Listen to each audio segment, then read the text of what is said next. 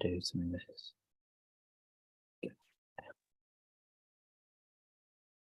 And we are setting up for the live stream. So at some point during this, here we go.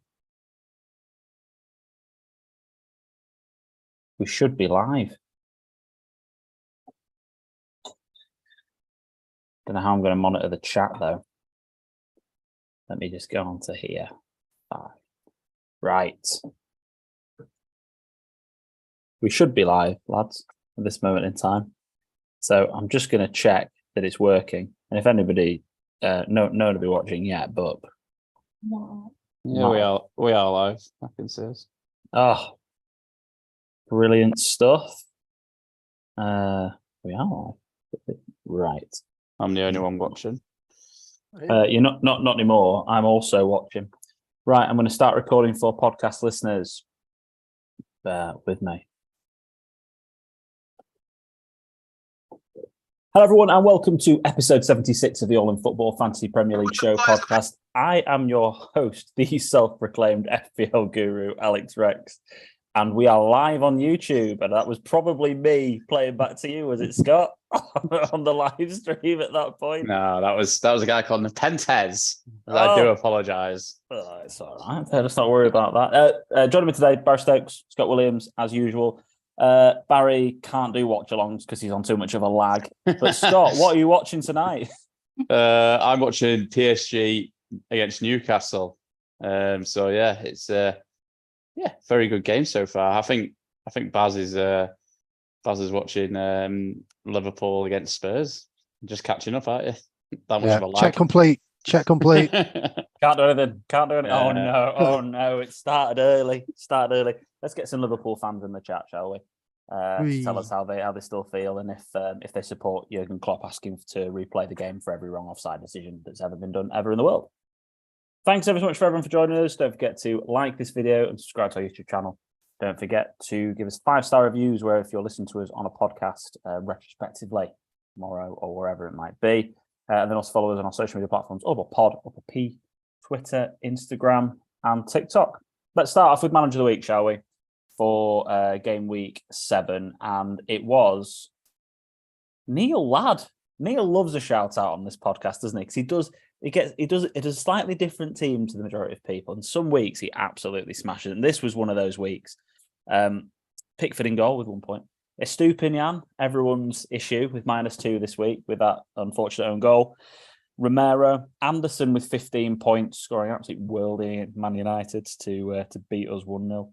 Matty Cash, having Jared Bowen, great shout. We'll talk about Bowen a little bit more later on in this podcast. Maddison with 2 points. Saka, potential injury doubt with 9 points. Awoniyi, 2 points. Ollie Watkins with 23 points, his biggest ever Fantasy Premier League haul, as far as I'm aware. And Erling Haaland with 4 points. He's got Onana. No one with what's his name? Botman, Mitoma, and Billing on the bench. So well done to Neil. It's no laughing matter anymore. Honestly, he was awful yesterday. What an absolute shambles he was. My patience ran out with him yesterday. He really let us and the team down. So 70 points for Neil. Well done. Let's have a look at the All in Football Podcast League. Will Hughes still top. Richard Kirk only 8 points behind. Callum Burnett up to third after a great week with 64 points. Said back-to-back good weeks, Callum, with 448. Jimmy Barker. Yeah, this is a Cinderella story. This is even more of a Cinderella story than DC. I still can't quite believe that he's in the Champions League places in the podcast league. After last season, he barely paid any attention and came basically last. At 443, and then Sam Danby Bailey at 439 points in fifth. So well done to Sam. So we have a Manager of the Month to crown for September. Congratulations to Katsu Arancini. Potentially their favourite food. Who knows? Jamie Rhodes. Well done. Congratulations. 269 points. Beating out long-time listener and viewer Bikar Michael with sorry for the wait, smiley face. No, don't worry, Bikar. I know you've cost yourself because you didn't join for game week 1 and you're starting in game week 2, but you're making up for it because I think you've already passed me probably. and you're on 268 points. So you're only 1 point off that manager of the month. And James Stevens, who was winning all the way up until the end, lost out by 3 points with 266. Jimmy Barker and Jason Wheel underneath. So that rounds off that one. Did we all go Haaland captain this week? We did. Yeah. So, sorry, go on, Baz. So I think I only had 3 people that got points anyways. Everyone else bloody blank. So couldn't find you on this management table, that's to it looks like Morris ended up being the good shout.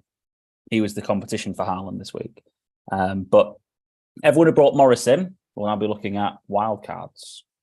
So let's talk all things wildcard, because the pod team is wildcard this week. And this is where we're at this very moment in time. So Baz, can you talk through the team that's on the screen for podcast listeners while I wolf down a bit more of my food? yeah, no worries. So goalkeepers, as I touched upon in the previous pod, Turner and Areola in goal. Then our defenders, we've got Cash, Taylor, Byrne, Trippier and Kabore. Midfield, Salah, Gordon, Maddison, Son and Diaby. And then forward line of Archer, Haaland and Awoniyi.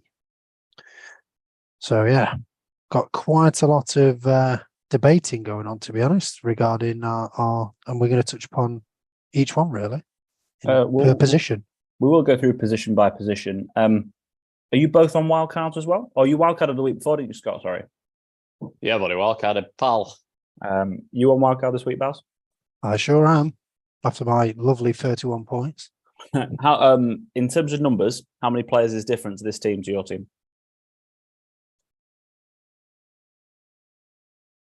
Oh, good podcaster. Baz is looking. Just how this is going on, by the way, there's a goal check at Newcastle. Four. The same four differences. I got 4 different. Oh, fine. I was going to say. How have we got 4 the same? Who's potentially scored, Scott? Newcastle is a massive VAR check, and what's really funny is my next door neighbour is a massive Newcastle fan, and he must be watching the same. It's been given 2-0 Newcastle. Come on, it? Dan Byrne, the local lad. No way! But in about Get 2 him in. minutes, We've got him 2 in. minutes, you might hear a massive shout next door because he's on the same stream as Baz. I'm watching the City game, to be fair. It's because I know you're not watching it. So I've just heard it go on in the other room. So that's great stuff. Great stuff. Nice to see Newcastle win. Anytime PSG loses is always good. So 4 players that are different. So let's start by looking at goalkeepers, and we'll run through this basically position by position.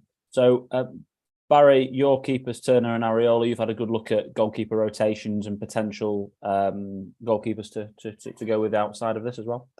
yeah, that's right. So for me, I think the ones that we had on screen a minute ago with Turner and Areola, all the way up to game week 19, has got great rotation. Other people that got good rotation is, if you want to spend a bit more money on a goalkeeper, Alisson and Neto have got a good balance between them. Pope and Areola again. Onana and Trafford, if you want, obviously, to risk it with a Burnley keeper. But he's got a few decent points, as you know, for your differential 5-a-side. Martinez and Leno and Sanchez and Johnston. They're quite a few good options there. Obviously, some are more up price, but I've gone for the cheaper price because I've gone for all out, basically attack to try and recover my 31 points. So they're the ones that have got a very good rotation all the way up to game week 19 and potentially beyond. Would you so just to run through the Turner and Areola fixtures to compare these guys? So we are going into game week 8 here. So Crystal Palace and Luton are the 2 games for Forest before then. West Ham's really good run kicks in of Everton, Brentford, Forest, Burnley and Crystal Palace.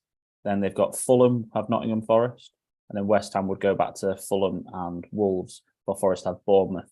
Not the best rotation in the next 2 weeks, game weeks 19 and game weeks 20, but all the way up to game week 18, they seem to be good, and also the best value and pretty nailed and locked in. And in terms of points so far this season, that was what I was going to go to next for goalkeepers. Leno on 36, but Sanchez on 33, who offers good value, to be fair. And Chelsea's fixtures do turn good again in game week 16. They go on a fantastic run in game week 16, just so everyone is aware of that one. Areola is the third highest scoring goalkeeper in the game and he's only 4.2 million. He's outscored Vicario, Johnston, Neto. And then the first real premium keeper is Alisson at 27 points. Now, don't get me wrong, you can throw a blanket over all of these keepers in terms of numbers, but it just proves again, and this season in particular, we're not seeing that many clean sheets. There's just no point investing loads of money into your keepers. Go as cheap as you possibly can do. We're absolutely, it's a gift this season to have a 4.2 and a 4 million keeper that play every week. Don't look a gift horse in the mouth. Looking at the points there, Sanchez and Johnston, as I mentioned, I think they're a good one to look at. Surprised. Well, saying that Martinez has missed a few games, hasn't he? I thought he would be quite up there, to be honest. But I don't know what their points per 90. I might have to get rid of some more. Raya top points per 90. I mean, he shows good value at 4.8 as Arsenal's goalkeeper. To be fair, yeah, true. He's doing well with points per 90. Then Leno, Sanchez, but it's Areola still up there. Martinez doesn't seem to appear in here. So I know we're looking at goalkeepers here because if you are wildcarding now, you are probably going to have these goalkeepers for the next 20 game weeks, near enough, because you're not going to waste transfers on them unless they're injured for any reason. So or African Cup of Nations. Does Areola play for anybody? No, he's French, but I mean, Onana. Oh, Onana. All right, talking about other rotation. I was like, I'm sorry, I was only Areola plays for an African team. Again, you've got two keepers there that are going to play through AFCON as well. Let's move on to defenders. Let's get anything else to touch on with goalkeepers, Baz? No. Scott, I know you don't like to talk about keepers because they're too boring. So let's get on to defenders. And the top scoring defenders so far this season is Mr. Anderson after his 15-point haul last time out. Kieran Trippier after back-to-back game weeks of 18 and 12 points. He's got 30 points in the last 2 weeks after his 13 in the first 5 game weeks. So explosive, much, yes. Ben White getting a goal, and we've got Cash, Diassi, Colwell, Botman, Saliba, Burnham, Walker. So in this top list, we have all of the back four. We have all of the back four for Newcastle, don't we? We have 3 of the back four. We have 3 of the back four for Newcastle. We also have 2 of the back four for Chelsea, funnily enough. And we have 2 of the back four for Arsenal. 1 for Villa, so 1 for Palace, and then Walker just sneaking at the bottom. What are your defensive picks on your wild card currently, Baz? And then Scott, if you can run through who you picked on your wild card as well, and we'll talk through the differences. So I think Trippier, I just want to get ahead of the game with that one, to be honest. He looks like he's returning quite well now, obviously, as you touched upon. Then I've gone Botman still, because I still had him and I've got good value in him. But he looks like he's going to be injured all the way up to the international duty. So I'm tempted to get him out and actually go for a cheap Lascelles for 3.9. And then I've got obviously... Go on. Yeah. No, you say that, but like it's only 1 game week until the international break. And then apparently he's going to be back. And then his Lascelles... Then all my I'll say is again, these fringe defenders, you're going to have for probably 20 game weeks.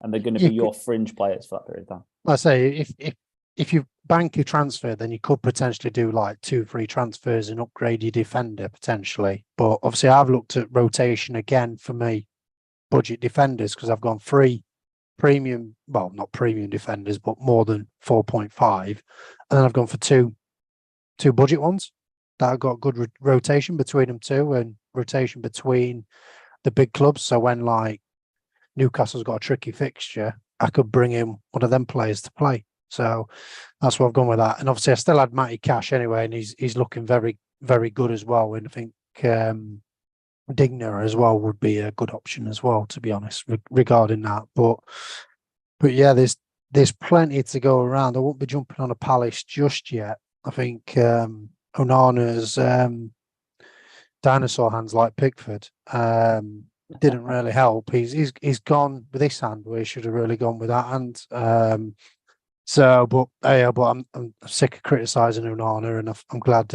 everyone else has actually realised he's not that good. So I could touch upon more about obviously other defenders that I've touched upon. Like I could touch upon, but I'll let Scott touch on some. You said touch all there. Touch. Scott, can we touch your team, please? You can touch my team as much as you want, pal. A couple of really interesting picks in your defence. That's why I wanted to talk about them, because you've got a couple of differentials within your whole wildcard team that I really like, and the two that the three defenders you've got in your team that I wanted to touch on. Obviously, got Trippier and Cash, great options, obvious options, really really good. Bell, Young, and Johnny Evans are the three that I wanted to ask you about. With Bell being the same price as a lot of the 4 million options, why Bell would be one of the first questions. But we'll ask that first. Why Bell? Why'd you go for him over anybody else? Predominantly because of the double game week, and also as much as I've not really slated Luton. Like I said before, like I really want them to do really well. I'm not getting any attacking assets in. But I've said this already, like they look pretty solid. They do look solid. Don't get me wrong, he's not going to be someone I'm going to be sort of wanting to play too much. Trippier, Young and Cash are probably my defenders. But Luton look all right, to be fair. Like the maximum they've conceded is, well, first 2 game weeks, 4 and 3. But after that, they've conceded 2, 1, 1, 1 and 2. So, they're not doing too bad. 14th for XG conceded as well, so not too bad again for one of the promoted teams. Pretty compact, so that's why I got him in, and I just wanted a bit of a sweat in that double game week. To be honest with you, it was just he came off injured after like 15 minutes. It was a shame in the second game. So that's Bell. Bell, and then Ashley Young. So 4.4 million Everton defender. You've gone for obviously an Everton defender. And there are other options at 4.4. Tarkowski, for example, was the main one that stuck out for me. Branthwaite at 4 million as well, the two guys that start every week at centre-half. What made you go for Young at the same price as Tarkowski in particular? Because I think he's club captain, isn't he? So he's going to play every week and he's got a bit of a goal threat. Yeah. Well, I memean, Young started every single game, played almost every 90 minutes so far this season. He gets up the pitch from the left and right back position.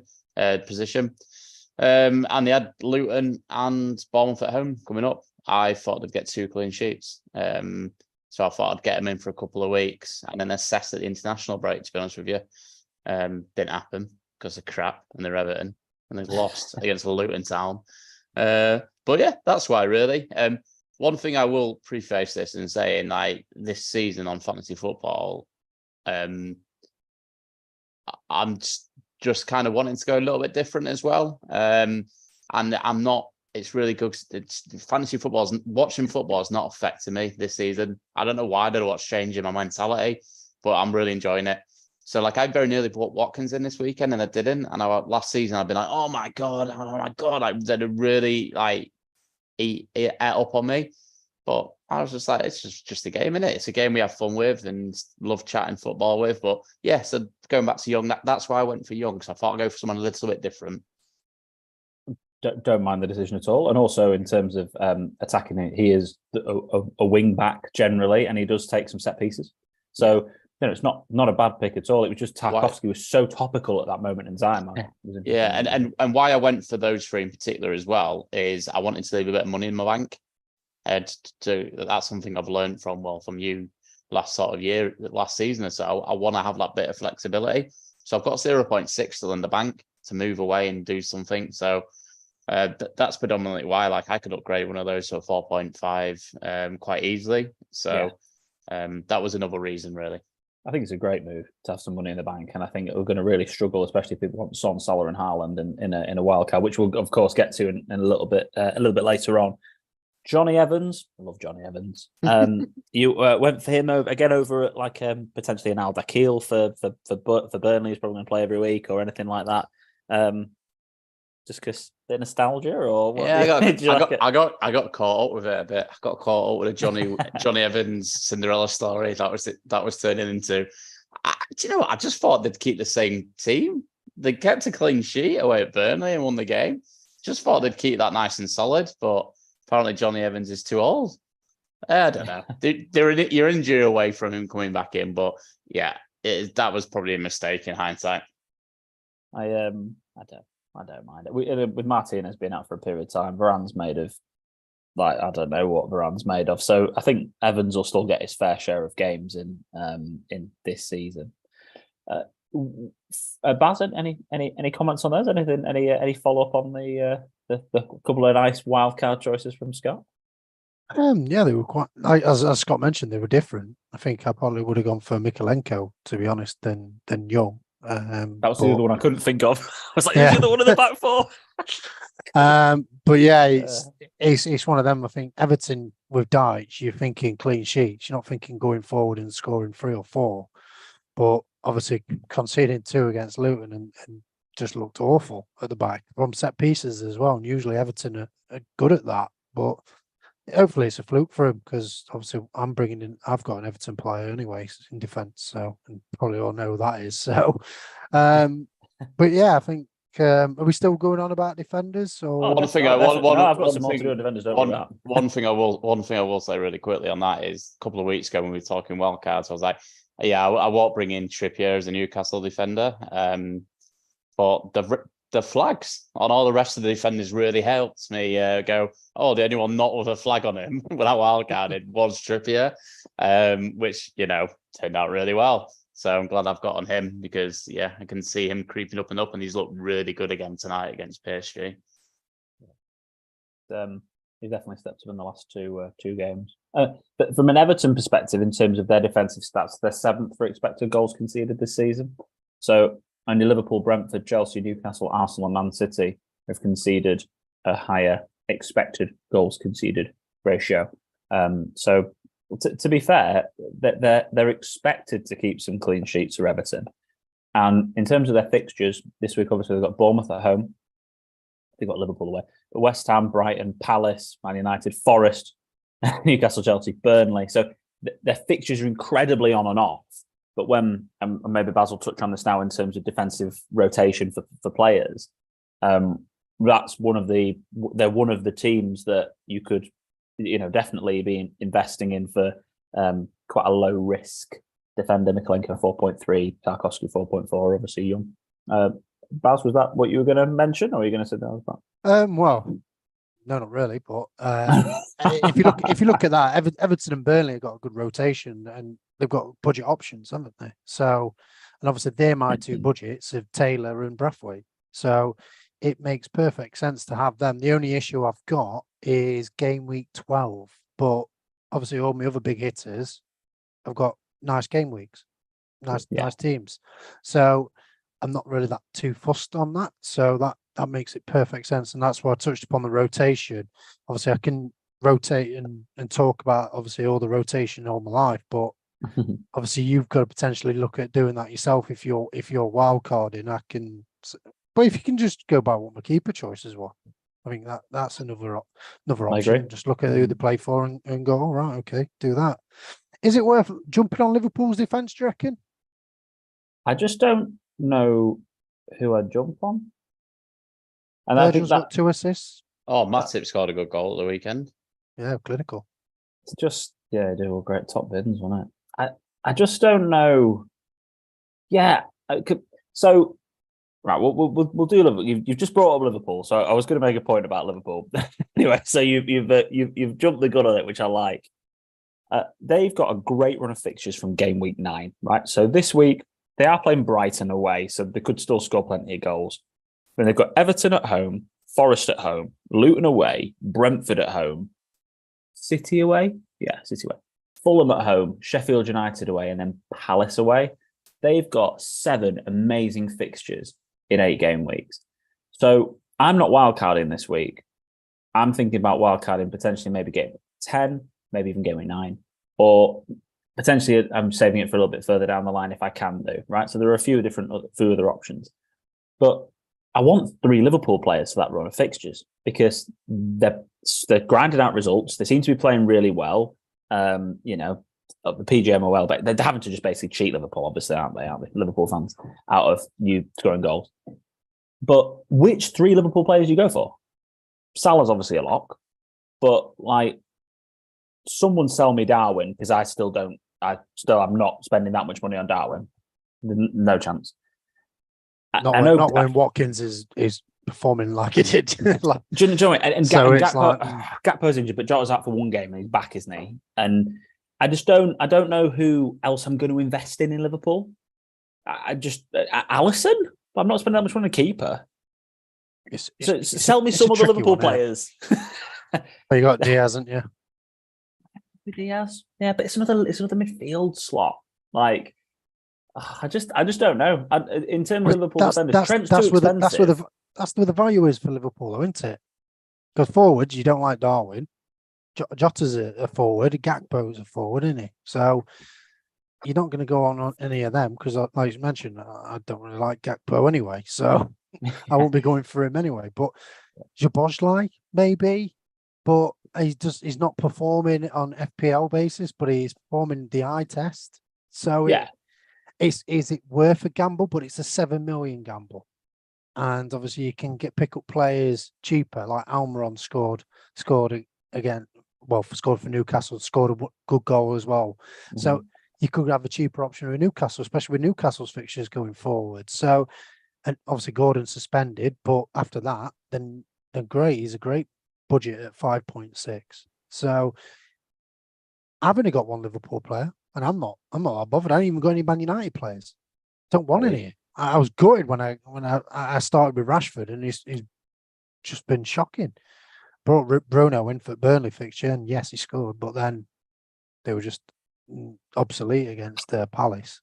Especially, I thought there was going to be a reaction after the League Cup game. So I nearly said Carling Cup again. Just whatever to that pathetic set of players that I watched the last 20 minutes of that game yesterday. Awful, no leadership, complacent set of, what's massive problem with Man United stuff. With the wild card then, because obviously if you're doing it now, obviously you'll be doing it in game week 10 as you mentioned. So you'll probably be looking at West Ham Palace defenders then. So the shift really is like game week 9 to 10. Obviously Liverpool, Brighton's fixtures get really good from game week 10. Fulham, Everton, Sheffield United, Forest, Brentford, and Burnley are 6 of their next 7. Would you get them players in now if you were wildcarding though? So say, for example, if you've got like a Brighton player and I don't think Veltman's going to start, the next game. He made obviously a mistake. And obviously if you want to go for a cheap play, Lampert is 3.9. Is it worth the risk? Even if you don't keep like a Estupinian or one of those sorts of players, you just need to be planning to potentially get them back in. So I'll be jumping again on game week 10. It'd be West Ham assets, and we'll get to West Ham midfielders and West Ham players in a bit. But game week 10, game week 10, they run Everton, Brentford, Forest, Burnley, Palace, whatever it is, Fulham and Wolves. Again, they've got a phenomenal 7 out of 8 games. And they've got one of the most informed players in the league in terms of Jarrett Bowen in there. There's no doubt in my mind you'd be wild carding or at least trying to get him in, even if you aren't wild carding. You'll be transferring Bowen in game week 10. Scott, your differential's got 2 more weeks left on it because every man and his dog is going to buy Bowen for game week 10 unless he's injured. Because that or of course Ward-Prowse will be on people's menus. Yeah, my mate brought Phil Allen brought Bowen in. He obviously was like, "Oh, who should I get him in for? I want to get him in. We're going to get him in previous week." And I was like, "Oh no, don't do that. The fixture's not great." But he got him in, and he's been rewarded. So and he's off bottom at league now because we've had a couple more people join our league. Yeah, we have a couple more people join our league. But Bowen will be another game week 10. You've just got to make allowances in your team to sort of jump off a couple of people and get back onto them. You've got to figure out where that money is going to come from. So for example, if we look at our pod team and the wild card that we are doing at this very moment in time, so we listed the midfielders as Salah, Gordon, Maddison, Son, and Diaby. Now, if Diaby's injured, we could look at someone like Douglas Luiz and leave some money in the bank. But the money will come from a Maddison or a Son to be able to to be able to transfer players like Bowen in, or whoever else it might be in terms of a Brighton midfielder. Because if we take out Son and Maddison for Bowen and Matoma, we've also got money to bring in Estupinian for Taylor or Kabore. The money's there to be able to move it around, to move this team forward over the 3 or 4 game weeks after this. And that's how you've got. But what I really like about this team we've got in front of us, it's really difficult with Son, Salah and Haaland in it. But we've got a real variety of price points across the positions to be able to move quickly to other assets that really start to kick on. Because there will still be other ones that, your form changes all season, doesn't it? So we've got, 6.7, a 4.8, a 4.5. We've got 12.5, a 9.2, a 7.9, 6.7. We really touch those other areas. This team, obviously, it lacks potentially a Watkins. But if we wanted to downgrade Diaby, let's just say we took a 1 year off and we went to Mr. Watkins. Let's say we added him in and we took Diaby out, then we would be looking at a 5.4, which I think is exact money for Douglas Luiz. Yeah. So if Leipzig's just scored. Have they? Mm. Well, there's 1-1. Oh. His defence just isn't quite getting it, is it? Great week for everyone who doesn't want City to go unbeaten and win the quadruple, by the way. Invincible no more.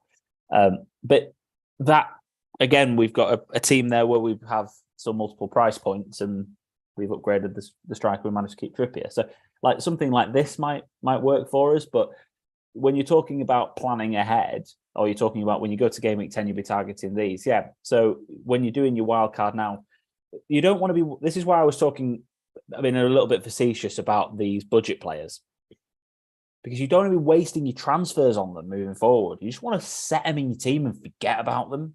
And they're obviously there to fill gaps when there's rotation for Champions League and rotation for other things.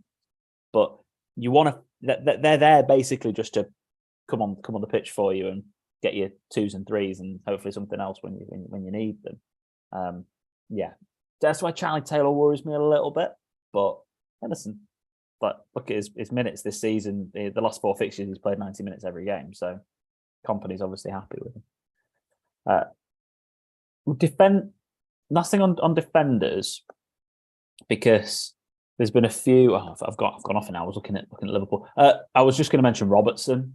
If at 6.6, slightly excites me as a defender, as somebody. They're just so expensive, man. They haven't been done too bad defensively. But so team data and looking at actual goals conceded. So Manchester City have the best defense in the league with 5. We have to remember, we have to just keep Chelsea in mind. 2 Chelsea defenders were in the top 10 scoring defenders so far this season in Diassi and Colwill. Now, I know Colwill got an assist, which really helped with that.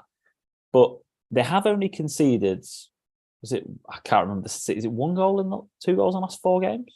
2 goals, 1 goal, 2 goals in the last 4 games? I'll have to just check that.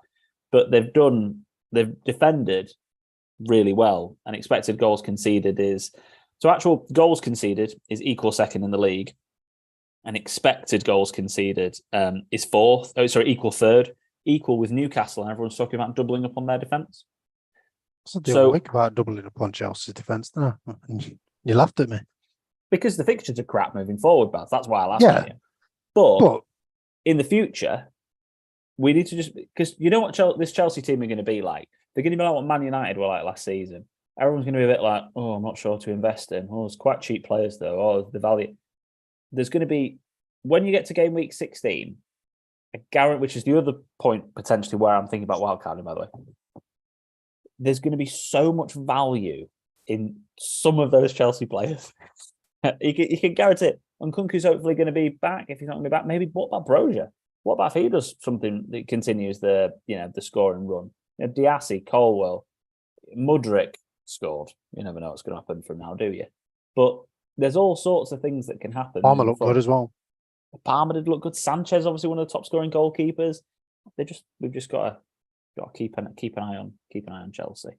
And then look, Newcastle are there. You want a wild card this week, Baz? Botman's got a flag. Is he playing tonight? No, he's not. He's like I said, he might be out till after international. So he's not in the squad match to international. So for you, he's a no on wild card, I assume. Then I already had him, and obviously I've got value in him because he's gone up. He's 4.8 now or something. So I'm keeping him. Keep him, and then obviously I'm playing Brathwaite because Bournemouth at home. Yeah, you're right. You keep him if you've got value on him. That's the thing. You don't buy him fresh this week. I was thinking, shall I get him out and get another, get a Burning or a Shaw, but I can't afford Shaw, so I was like, no, just keep Botman. Yeah. So there's going to be a lot of people this week who are sat there wildcarding, going like, well, Botman's the value.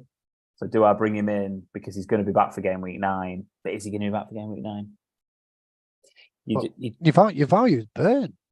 He's cheaper than Botman. And he's playing 90 minutes in every single game, isn't he? And he scored again tonight, isn't he? How's Dan Burn look, Scott, tonight?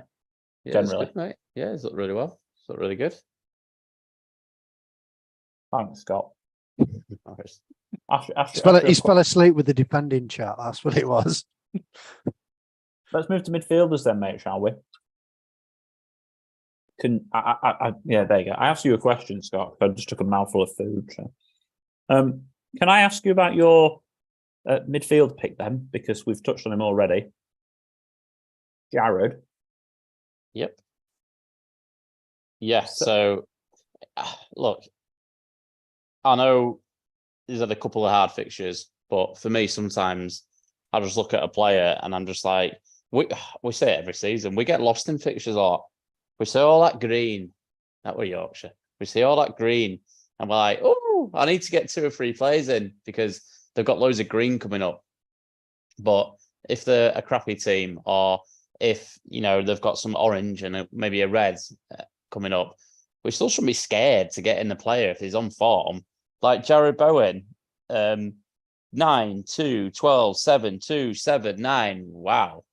I feel like he's gone under the radar just in general as well this season. Like he's just carried on from where he left off last season.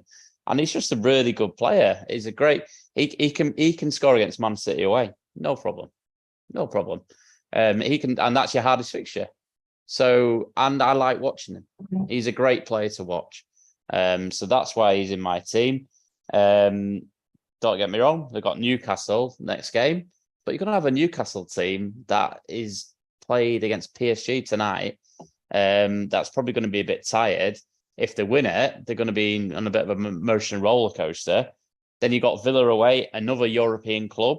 And then after the international, that is the international break, but then you've got Everton, Brentford, and then they go on Forest, Burnley, Palace, some really good runs. And it's 3-0 Newcastle.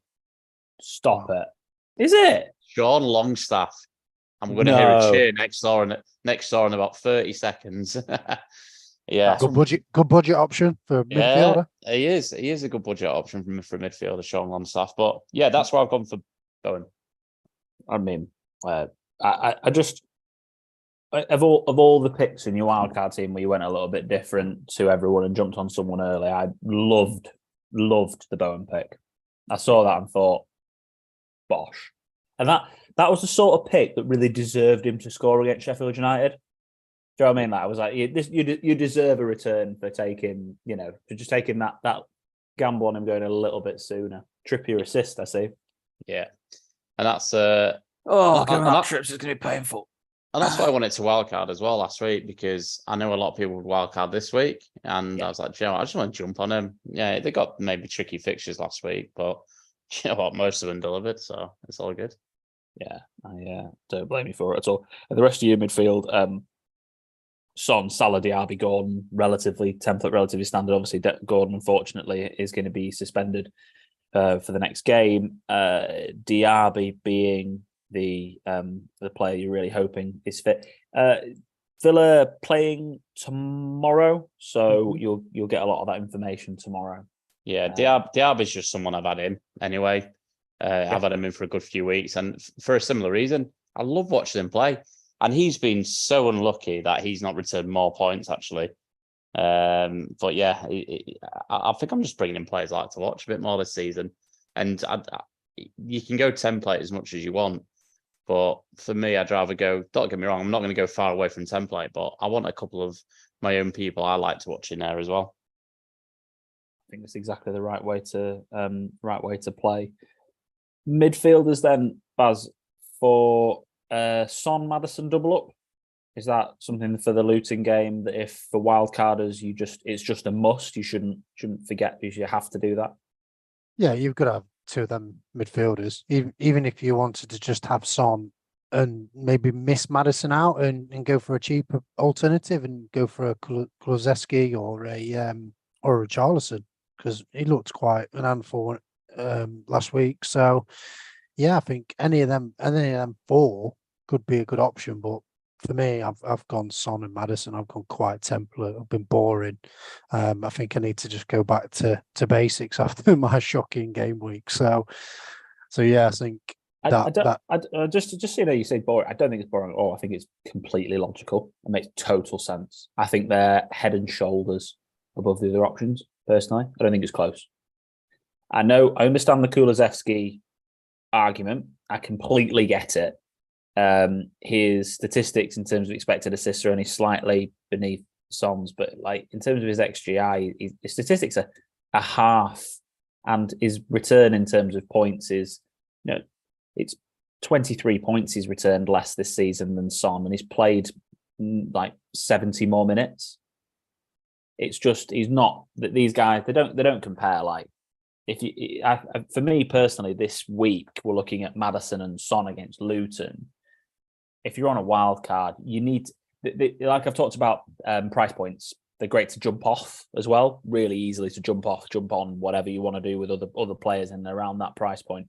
But it's Luton away, and it's Spurs. So we've got a team that are okay. We've talked about them. They're okay defensively, and they will be playing at home. But free scoring Spurs, man. It's Son's the top scorer in the league. Maddison's got 4 assists and 2 goals, and Son's got 6 goals and no assists. They've got 12 attacking returns between them in 7 matches. I also think that you absolutely fine just going for one of them because Luton away, but the most they conceded at home this season is 2. And 2 goals. Who have they played at home? They played West Ham. They played Wolves. Who beat Man City. Let's not forget. They've played Burnley. Yeah, so not massive teams, but I still think, if you're wildcarding, potentially get your double up in, but you shouldn't. I don't think you should be taking like a -4 if you're not to get 2 of them in. For example, your team, Scott. Mm-hmm. I wouldn't be bringing Maddison in this week. Probably not. I haven't fully thought about that, but I look at these numbers and I go, I probably wouldn't be bringing Maddison in this week. I might do. I'm thinking about it. Diaby, because the Diaby thing for the price point. Yeah, and that's the whole reason I kept 0.6 in the bank as well. Yeah. I do have that flexibility, but I've earned that because it's what not earned it, but that's something I've planned for. So I would, but if I was in that position, I wouldn't be taking a -4. I don't think it's like Man City, like a free throw in Man City that steamrolling everyone, and you're like, crap, I need to get one of their players in for Luton at home, and you take a -4 for that. I don't think it's quite that, if I'm honest. They've just scored at least 2 goals in each game this season, and I think they've got 2, 2, 2, 2, 5, 2, 2, and 2. 3-1. That's what they scored. Is it? Well, there you go. It was never going to be easy, was it? I might bring Maddison because he has got 3 decent fixtures afterwards as well. 3 decent fixtures as well. Generally, Luton, Fulham, and Palace. Yeah, maybe you would. But so there's 2 of them for me. The Spurs defenders, Barry. Would you be there's been a bit of a Udogie versus Porro debate going on Twitter. At 5 million and 4.8, are either of them worth it?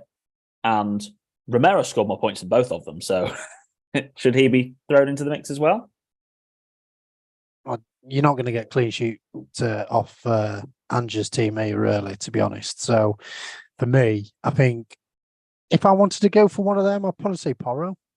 I know he's the most expensive, but he's looked good since he's come to Spurs. Even under Conte, he was getting forward and he scored a few goals, and he looked like a winger, but playing fullback.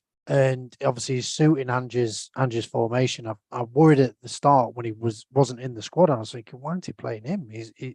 He's Ange's player of such, even though he hasn't brought him in, but he suits the style of play, and he's obviously he's done really well.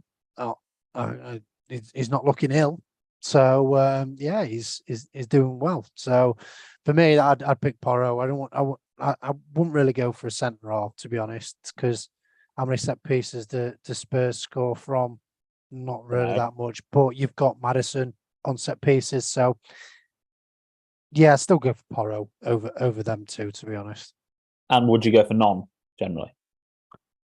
Yeah, I'd go for none. I've got none in mine. I just think if you're looking for a defender of such, you want that potential clean sheet, but you also want attacking returns as well. And I think you're going to get that with Trippier. You're going to get that with, obviously, Botman, who I've already got, or a Burn or a Shaw.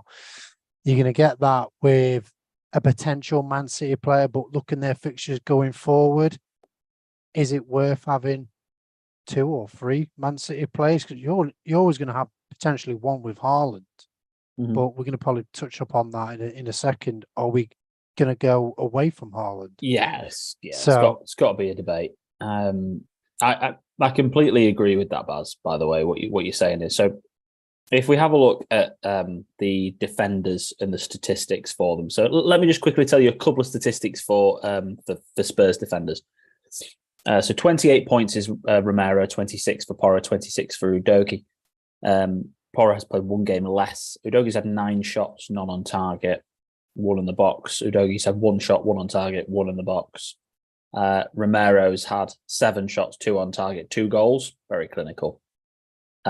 Both Porro and Udogie have had 2 assists each, and very similar expected assist stats as well. They've got 2 assists each off expected assist stats of only 0.7.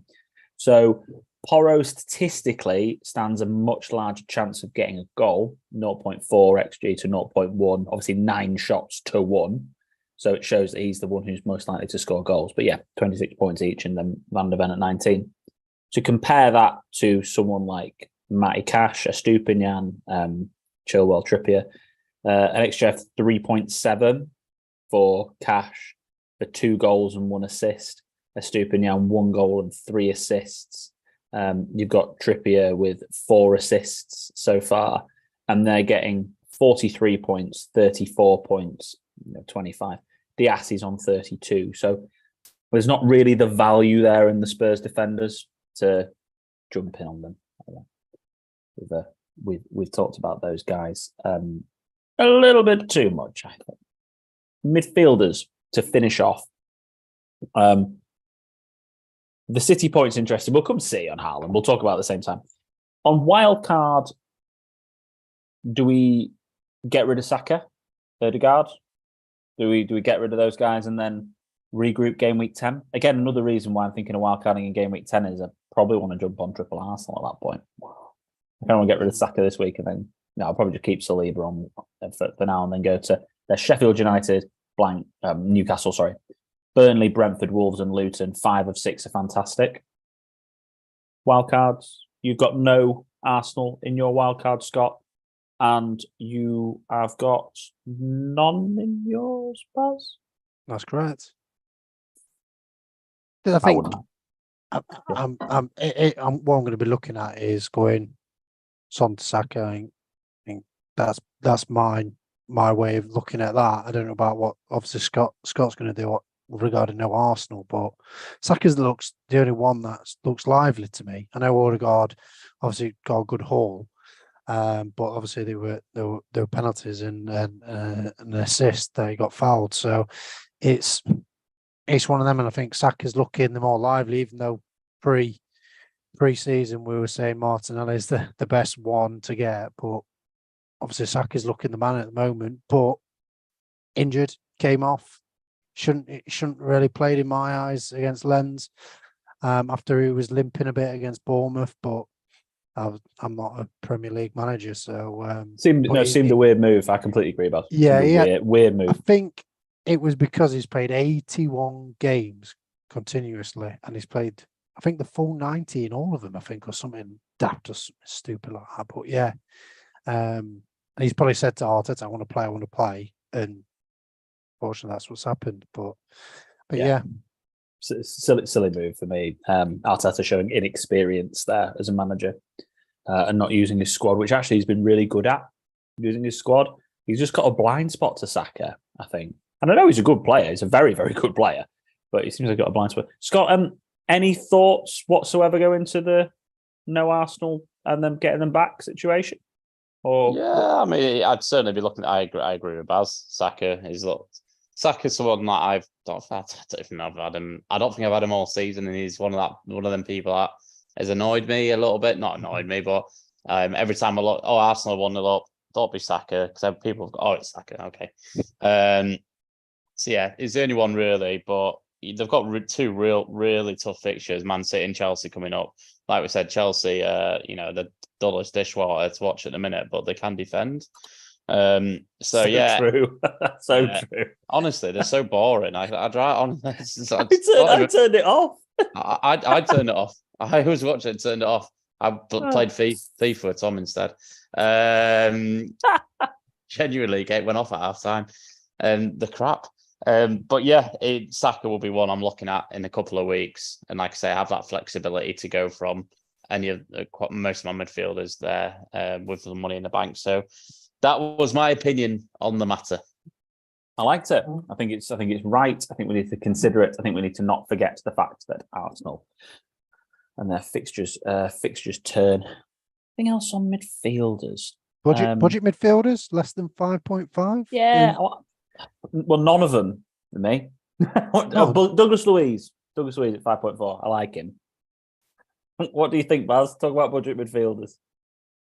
I've got quite a few because I've got a budget one, but it's difficult because they're not really performing like the premiums are doing. So it's difficult to find that right one at the right time. Give us your top three then, that potential, Baz.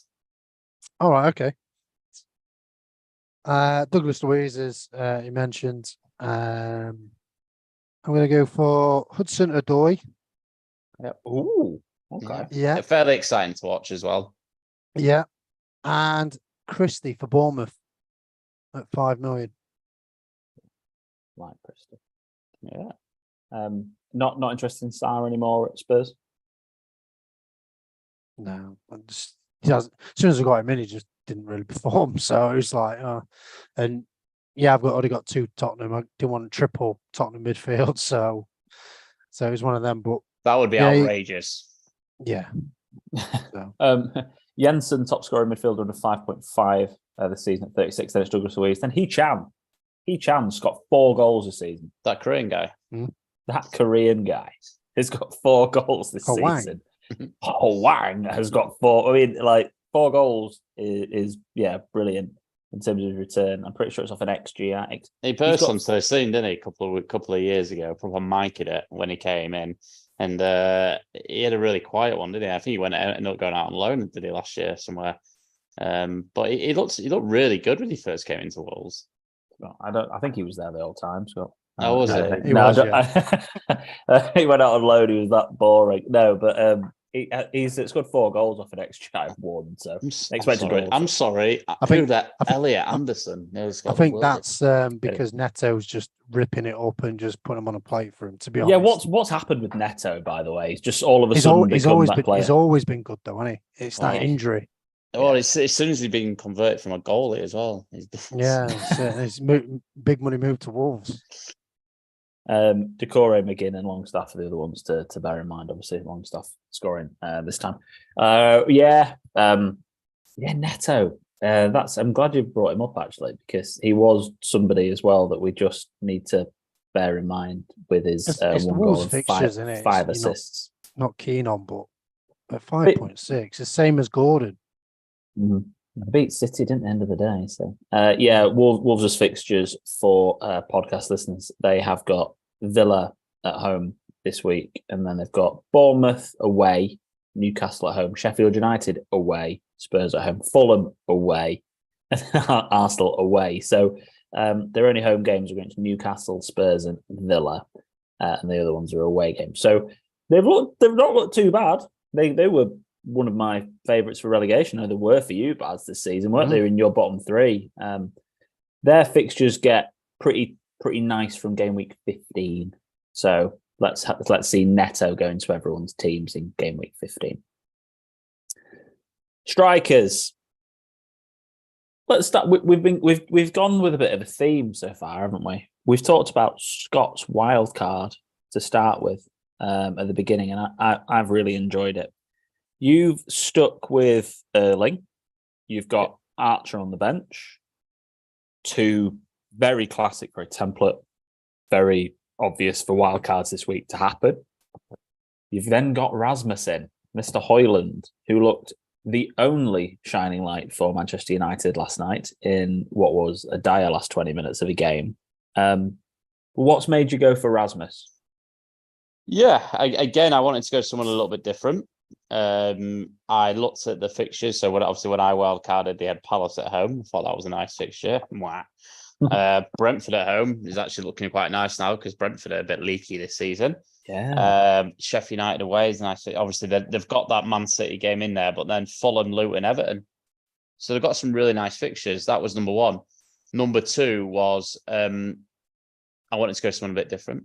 I know maybe not as different as a Bowen. I know we've talked about Harden a little bit. I wanted to go someone slightly different. Someone that would play. He's playing weak. He's not getting drops. He's the only striker they've got really.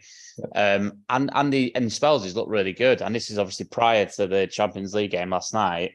He's looked good. And I was thinking it had been crossing my mind if I could maybe bring him out this week. But that performance last night, outstanding. I thought his all-round game was really, really good. I thought he held the ball up at times brilliantly. He is a little bit, and I know it's easy to say, he is Haaland from Wish a little bit, but he's so many similar attributes. That second goal, his strength and his pace, and then that just his composure just to dink the ball over the keeper, which was fantastic. And he smells like a confidence player, and he's got a few goals now. I can see him going on a little run. That's what I'm hoping for anyway. So that was why. And like I said last week, I've for some reason never been a fantasy football Ollie Watkins fan. And that really kicked me last week. People aren't though, are they? Watkins. He's just... We discussed this, didn't we? Did we discuss it last week? There's just something about Watkins that just doesn't get anybody going. Is he a bit lazy? Is that why? Is that why I'm annoyed at him? Is he a bit lazy? I don't know, If you watch him, mate, I don't think he is. Lazy. Yeah, does he look lazy though? The way he runs? He doesn't look ill. No. I think the way he kind of runs a bit like lazily. We're clutching his straws here, aren't we? No, I think he does. You watch him next time. I think he runs because his arms are not going super fast. Yeah. Brilliant. Yeah. Brilliant. Yeah, again, Mike, I mean, Watkins has only not returned in one game this season. He's the top scoring fantasy player in the whole game. So he's obviously not too bad, is he? It's just funny. For some reason, he just doesn't excite people. Should we do the Haaland chat? Yeah. Yes. Can I just ask who was the most brought in game player last week, and did they get any points? I have no idea. Should we have a look on here? Let's do this. Because they've always blanked, haven't they? So. Yeah, they've blanked every week so far. Trippier. Okay, didn't blank. Definitely blanked. The first I expected time to say Watkins or something like that. Yeah. the first time I've not brought in the most transferred player this season. That's it. So the most transferred so far this week is who do we think the most transferred in this week is? Watkins. Son? Watkins is second. Son is top. Yeah. Son, Watkins, Cash, Madison, Trippier. I've already transferred Son in this week. So they're all in my wildcard. So most of them are in my team. No, that's a lie. Move on. Haaland. Yeah, who's dropping him? I'll give you 28 pence if you drop him. That's nice. That's a nice amount of money. Erling Haaland, Arsenal away, Brighton at home, Man United away, Bournemouth at home, Chelsea away, Liverpool at home, Spurs at home, and Villa away up until game week 16. The question that I want to ask you before we get on to the and we'll do a little bit of a quick fire on this one. Who's your captain in all of these game weeks?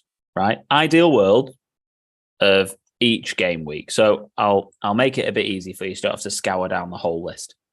So game week 8, City and Arsenal play each other. Man United have got Brentford at home. Newcastle have got West Ham away. Spurs have got Luton away. And my captaincy already this week's on Son. Cool. So Son. Game week 9 of City have got Brighton at home. Yeah, obviously Liverpool have got Everton at home. Scott, Everton at home for Salah over probably. Brighton at home for Haaland. Yeah, but I think that one's closer. Definitely a lot closer. Merseyside derbies tend to be dull, don't they? Yeah, and Brighton have been like weird this season. They've just been battered a couple of times. Like, I don't know. Maybe I'd go for Erling Haaland still on that one, I must say. Spurs have got Fulham at home, and Man United have got Sheffield United away. Yeah. Newcastle have got Crystal Palace at home. Yes, so there's a few options there, isn't there? Yeah, it's not clear cut. They could have Hudson Odoi. Got Luton at home, haven't they? Yeah, if he starts, could be an option. I want E for me. I want E. Harry Wilson. Game week 10. Man United away for Manchester City. Arsenal have got Sheffield United at home. Liverpool have got Forest at home. Villa have got Luton at home. Captain? Watkins. Luton at home. Watkins. Salah. Forest at home. It's not Haaland, is it? Could be Haaland. Man United away. I mean, he's done all right against Man United last season, didn't he? Yeah, we beat him Old Trafford. Yeah. And we had one shot, like 5 touches. Yeah, you're not going Haaland, are you? There's not like, I mean, they don't get me wrong, at the Etihad, maybe, but game week 11, Bournemouth at home for Haaland. Yeah, you're captain. Yeah, Haaland. Salah's got Luton away. No, still Haaland. Still Haaland. Salah's got Luton away. Just that's the point. It's definitely Haaland, but Salah's got Luton away. Game week 12, Chelsea away for Man City. Burnley at home for Arsenal, Luton at home for Man United, Brentford at home for Liverpool, Sheffield United at home for Brighton, Fulham at home for Aston Villa. Yes. Nottingham Forest at home for West Ham as well. I'll probably go Man U player if I've still got one. Saka. Maybe even Bowen. Yeah. Not Haaland. You're getting the point, right? Like I think there's only one clear-cut Haaland captain, and even then, Salah is Luton away. In that whole run of fixtures, the only problem is there's not really a lot of attackers that are performing well. If Haaland was a midfielder, then you go, yeah, there's loads of different options you could potentially have, but strikers-wise. Who else are you going to have? You're going to have Watkins, Awoniyi, and Gabriel Jesus. But it's tricky. I think that's the only issue where. But if you go against the green and get rid of Haaland, you can have so much money to redevelop your team. The problem is though, Baz, isn't it? We all know it. Say you wildcard and go, do you know what? I'm going to go against Haaland. I've got and you just absolutely that. You're going to really struggle to get back to Haaland without taking minus hits. And we know, Haaland can just go on streaks. Doesn't matter who he's playing. Doesn't matter if it's Arsenal away, Man United away. He could just go on streaks and get back-to-back hat-tricks. And then suddenly that decision could cost you your fantasy season. Yep. It's like Alex when he didn't captain Haaland. He was out the race straight away. Yeah. And don't get me wrong. You could get right back into it at this stage already. You can get like top 3 or 5 in your league, and you'd be like, "Oh, the gamble paid off." But I don't know. I think it's too risky for now. Yeah, I think if Haaland's coming out my team, if I'm honest, it's because Haaland's just not playing very well, and I'll bring someone in just to replace him, and I'll have like 7 million in the bank. His XG was 0.2 or something. Yeah, it was really bad, wasn't it? But like, I feel like I would take Dawson him out just to bring a player in. Really well, though, didn't he? Dawson handled him like. You've also got to be disciplined to sit there with like 7 million in the bank. Yeah, very difficult. If you're going to do it, you're going to commit to 2 other sort of mid-range strikers. You're going to go with Watkins, aren't you? Really.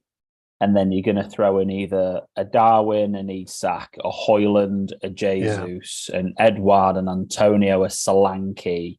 It's going to be one of those guys, maybe even a Ferguson if he gets a run in the team. But you know what De Zerbi's like. You've got that run of... Go on the pass. That was good.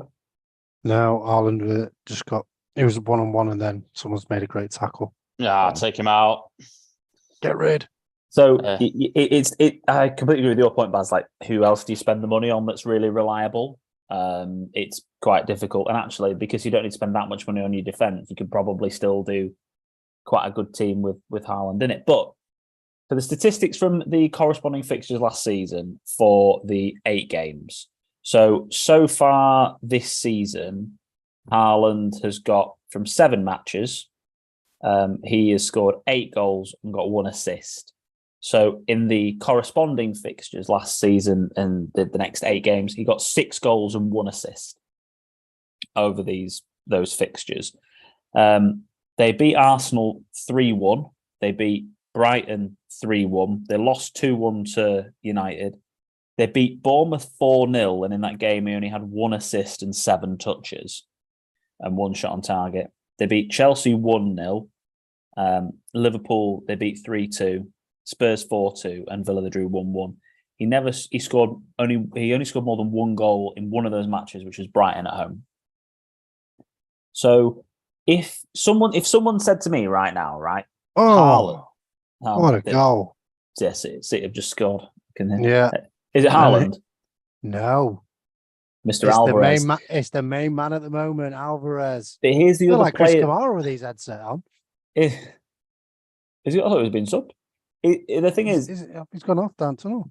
Haaland's, Alvarez's points, he's only got 9 less than Haaland, but his expected points are 23 less, which is just crazy in terms of expected statistics.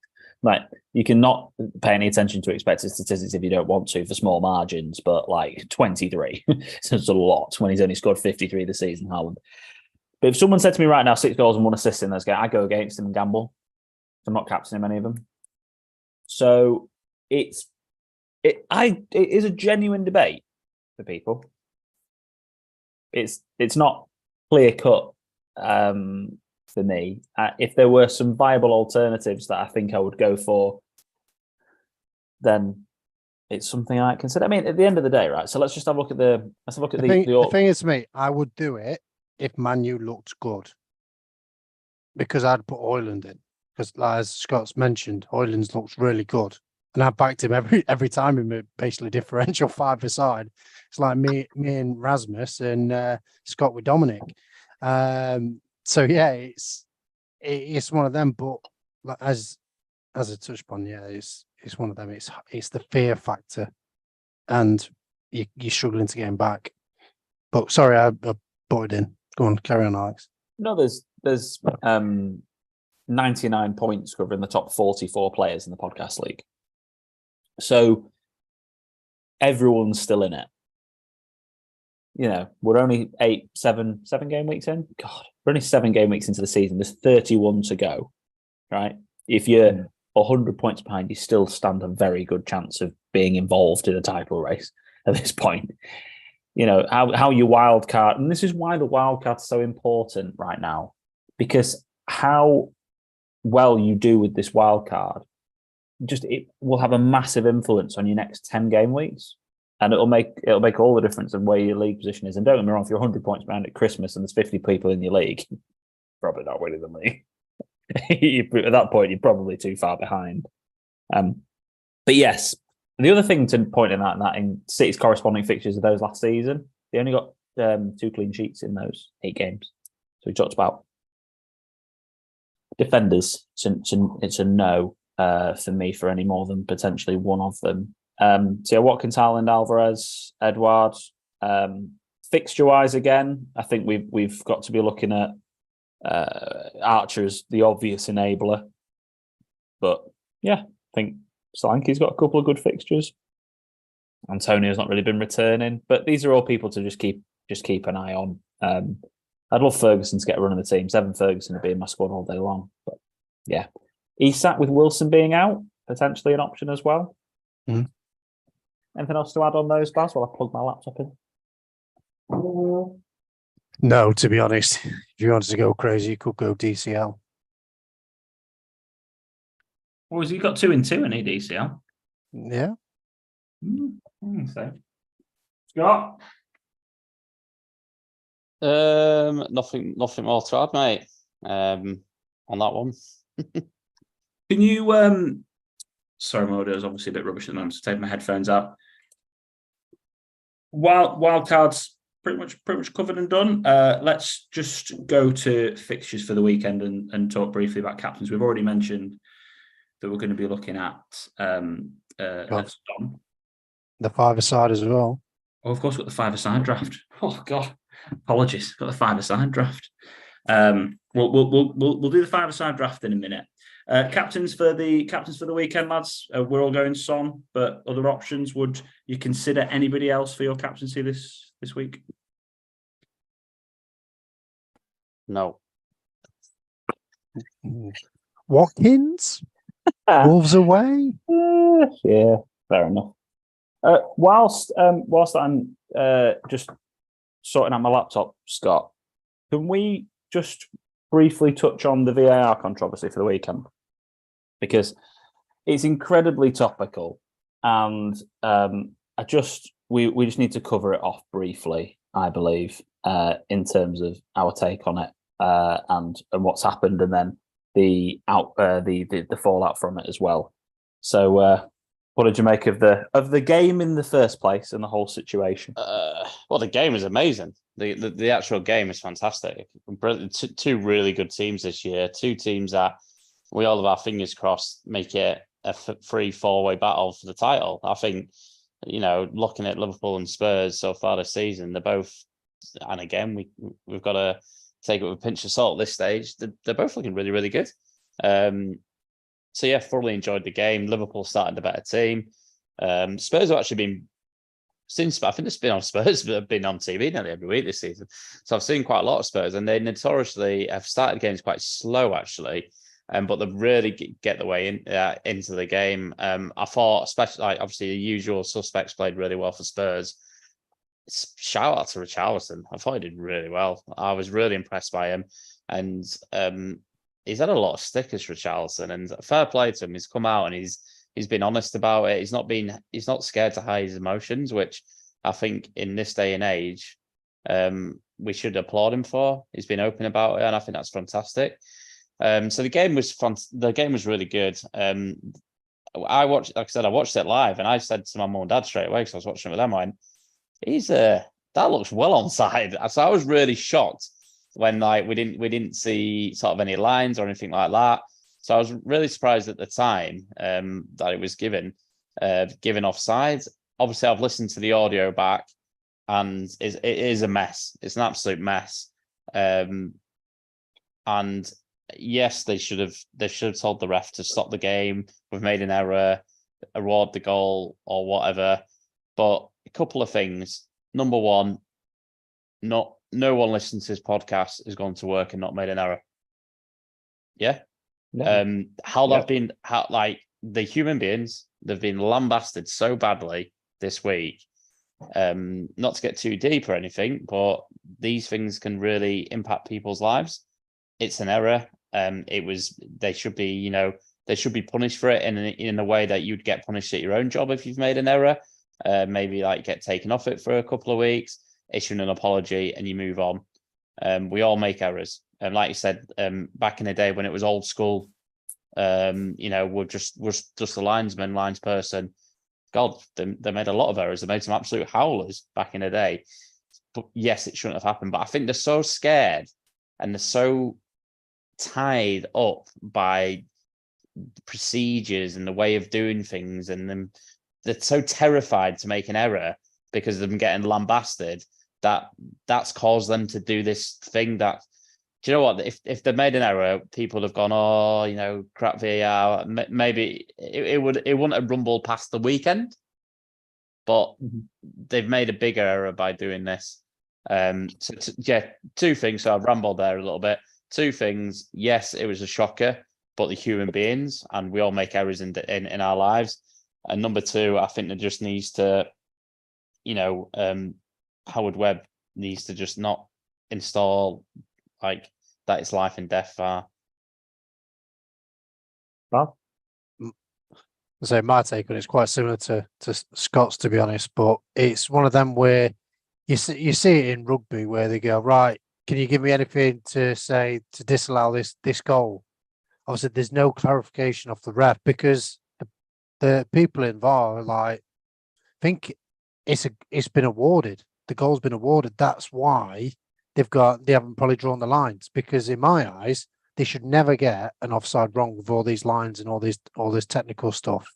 So to get that wrong is unforgivable, to be honest. But the only problem why it's unforgivable is because they haven't had clarification to say, this is offside. We've given it offside on field. Can you clarify that it's correct? And then they would get the right decision and wouldn't have this issue. So it's one of them. It's a very tricky one, and yes, they should have really pulled it back. But it's like court of law. They're like, oh well, put my hand on the Bible and all this. I've got to abide by them rules. The game started. We can't stop it. We can't stop it. Tough. Stand by your decision. Have a bit of integrity and say, look, sorry, I made a mistake. We do it at work. Say, oh, sorry, I made a mistake there before it gets really bad, and it got really bad. So that's my take, and I'll not ramble on anymore about that. No, there's no common sense, is there? It's all, this is the rule and we have to do this. Because actually, to be fair, within the game, I think both the red cards were the right decision, and like it was a really good game of football, and it's just it's been ruined by the VAR decision. I think the first yellow card for Jota's a bit soft because he's not gone. He's not gone at him. He's just running, and he's just literally just flipped his legs. Two things. Yeah, I can see it given for a yellow because he stopped him going aggressing. Two things. He still trips him in its accumulation. Yeah, he's tripped him still in its accumulation. I mean, he's still a first yellow card, and the second one he's an idiot because why has he jumped in for the first place? And obviously we all know Curtis Jones is unlucky. It's a red card though, because that's just what gets given. Gusto, Casemiro against Leicester last season. They're red cards. They're just unlucky. Yeah, it's one of them where they freeze it right at that bit, and it's planted in their head. Oh, that's dangerous and reckless. But if they played it, so right, I'm ready, let's play it now, and they play it and go, yeah, actually, his foot's tried to obviously just drag it away, and his foot's rolled over the ball, and he's got him on the leg. If he meant it, that's his season over. He's broken leg, hands down. But definitely. Obviously, he's gone to just nick the ball away. We're to just roll it away, but yeah, it's just unlucky. But yeah, it is a red card. 4-1. 4-1. Wow, 4-1. Incredible. Celtic went 2-1 up, by the way, then had the goal to offside and have lost 2-1. City were 3-1. Doku scored. Nice. At least with the Jones decision, they've been consistent because that's given us red cards all the time now. Especially if Gusto's were a red. So yeah. Yeah, exactly. At least they're consistent. Yeah, exactly. With that, I mean, it's consistently ridiculous, crap. But consistently never played the game of football in their lives and never realised that's an accident. But there you go. That's fine. It feels like. But yeah, I know I'm being facetious on that point and a bit flippant in the way I've spoken about it there. But it is just a bit like, come on, we've all made a mistake. I mean, I'd have been sent off way too many times if that was a red card. Can I just say, right? Just gonna stop us talking about VAR for 2 seconds. It's an absolute wildy from Fabian Schär. He can strike a ball, though, can't he? He slips and he hits it as well, and he hits it absolute top bins from like 30 yards out. It's such a good goal. Brilliant. He's worldy, got worldies in him, and he's great at doing that. Again, as a consideration on wildcards for people. Replaying the game is funny though, isn't it? Let's be honest. But we'll we can stop on that because we've been going quite a bit, haven't we? Ridiculous. Let's do the draft. I reckon Alex is stalling. It feels like he's stalling for something. Yeah, I think he's doing his research. That's why he wanted to talk about that. He definitely is. With his glass of wine. Yeah. I'm having a great time. Because he got like the highest score of this differential. He got 35 points. That's impressive. Everyone doubted my team. Trafford with 5, Shah with 7, Bowen 9, even though he was over 10, but we let him have it. He was bang on 10. He was bang on 10. I know straight after he was like 10.1, but Morris 10. That gives you a total of 112. I'm on 90, and Scott's on 91 for the season, and me and Scott tied on 15. But Scott, you came second because you only had 4 players playing, while I had 5. Baz just wanted first pick this week. No. To be fair, he probably would have got it anyway because he got more points than what I did anyway. Right, go on. You're first.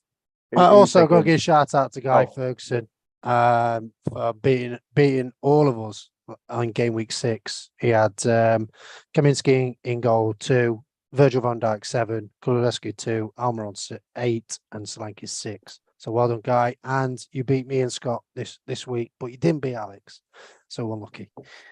So yeah, first pick for me then. I am going to go for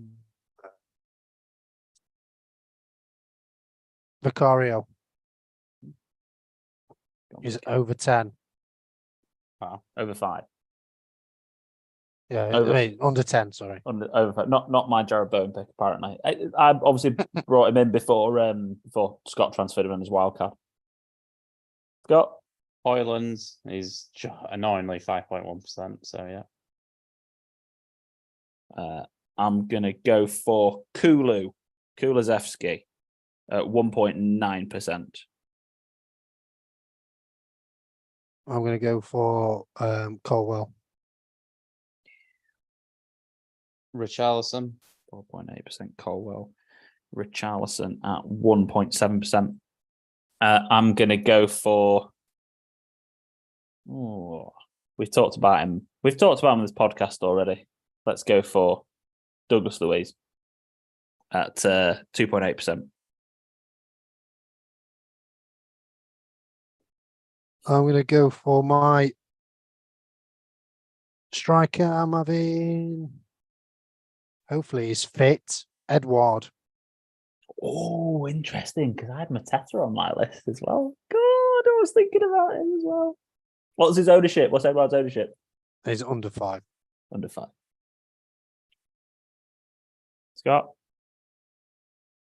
Yep, so I am going to go for... Let's go for James Trafford, under 1%. And I'm going for Dominic Calvert-Lewin at 1.2%. I hope someone's writing my players down this week, because I'm not. Oh, sorry, Baz is doing it. I do take on the feedback, by the way, of getting a graphic up, and I think it's a great move. I need to definitely do it at some point. I'm going for my under 1, Willian. Willian? I did that. What players have I gone for so far? You need a defender or a midfielder, or you can have 2 defenders if you wanted. Oh, not a striker, no?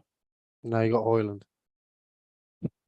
I've got Hoyland, right? Now, what a win for Newcastle, by the way. 4-1 against Paris Saint-Germain. Amazing.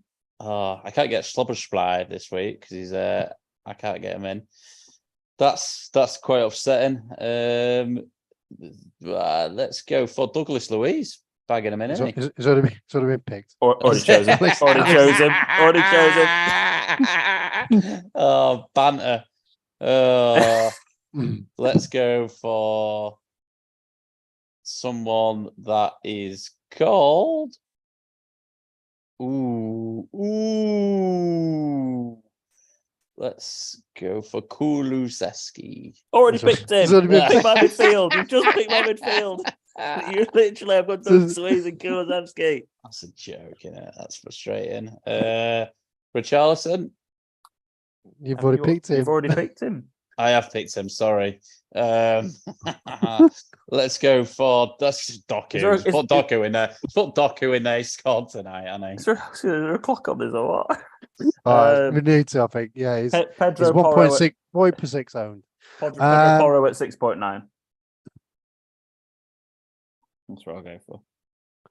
And go my for... final one, my final midfielder, I'm going to go for Zanolo. Oh, you love him. You love him, don't you? He's a right mid. Took me under 5 midfielders, and I'm like, I only had 3, and it was Kula, Richarlison, and Douglas Luiz. I was like, well, I've got to go for another under 1 then, shall I? Scott, defender, mate. Yeah, go for Digne. Oh no, he's 5.6%. I can't. Sorry, guys. Let's go for Levi Colwill. Already picked, mate. Oh, let's go for Thiago Silva. You go with the other one.